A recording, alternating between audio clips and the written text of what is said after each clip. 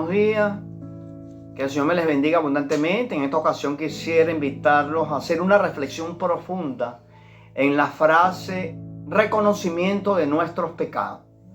Y quiero inspirar estas reflexiones en el versículo 20 del capítulo 7 de la carta del apóstol Pablo a los romanos, que dice literalmente de la manera siguiente: y si hago lo que no quiero, ya no lo hago yo, sino el pecado que mora en mí. El Señor bendiga su palabra. Queridos amigos y queridos hermanos, este texto donde me inspiro para tener estas reflexiones surge del episodio cuando el apóstol Pablo describe o relata, él habla sobre el pecado que mora en él.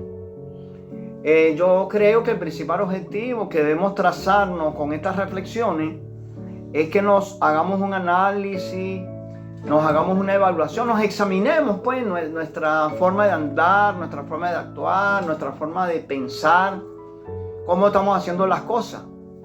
Porque la naturaleza pecaminosa nos quiere hacer pecar, o la naturaleza humana, digámoslo de esa manera.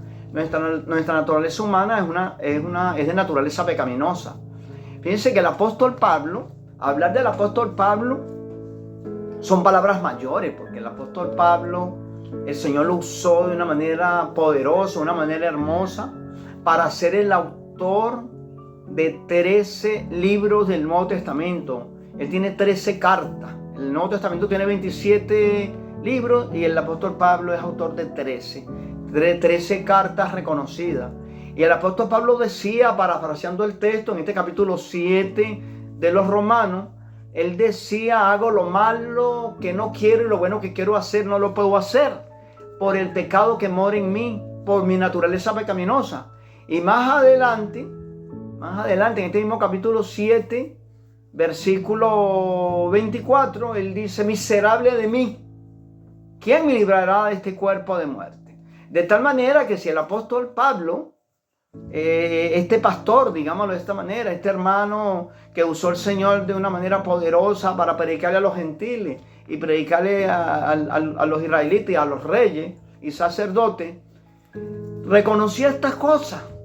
Porque si nosotros miramos a la mayoría de la gente, incluyéndonos a nosotros, a los que profesamos ser cristianos, si nos preguntan si hemos cometido pecado, la mayoría de la gente decimos que no, yo no peco. En el caso de los cristianos, yo no tengo pecado.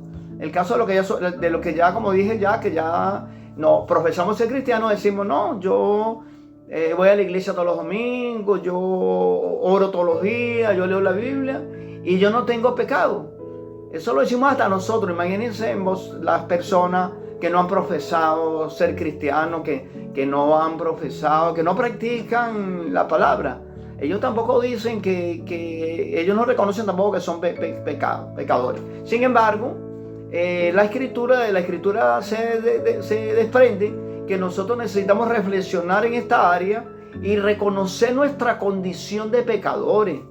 Esto me hace recordar a nuestro Señor Jesucristo cuando inició su ministerio.